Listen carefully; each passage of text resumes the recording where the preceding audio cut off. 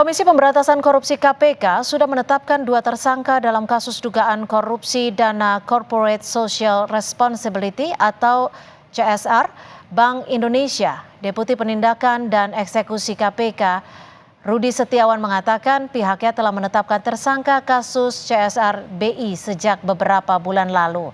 Mereka diduga menerima aliran dana yang berasal dari CSR Bank Indonesia. Namun Rudi tak menjelaskan secara pasti siapa yang ditetapkan sebagai tersangka. Saat ditanya salah satu tersangka merupakan anggota DPR, Rudi tidak menjawab secara detail. Tersangka yang mana nih? Tersangka di kasus ini, Pak. Oh, tersangka yang terkait perkara ini ada. Kita sudah dari beberapa bulan yang lalu telah menetapkan 2 orang tersangka yang diduga memperoleh sejumlah dana yang berasal dari CSR-nya Bank Indonesia. Pak, kabarnya anggota DPR Pak jadi tersangka, benar Pak? Ada beberapa tersangka yang kita sudah tempatkan. Ada 2 orang sementara 2 orang ya.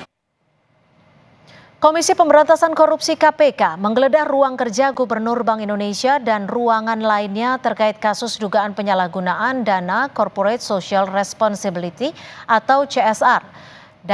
Dari penggeledahan itu, KPK menyita dokumen hingga barang bukti elektronik lainnya termasuk dokumen berupa besaran CSR. Gubernur Bank Indonesia Peri Warjio mengaku KPK menggeledah ruang kerjanya dan membawa dokumen-dokumen terkait dugaan korupsi dana Corporate Social Responsibility Bank Indonesia.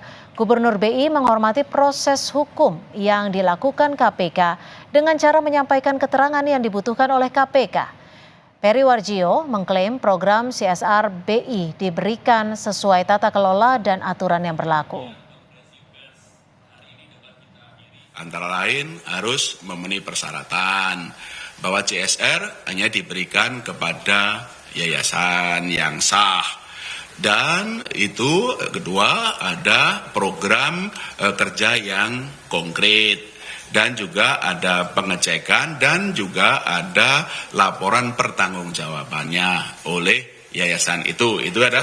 Dan itu dilakukan melalui satuan kerja di kantor pusat maupun kantor-kantor perwakilan. Kita ke kasus hukum lain.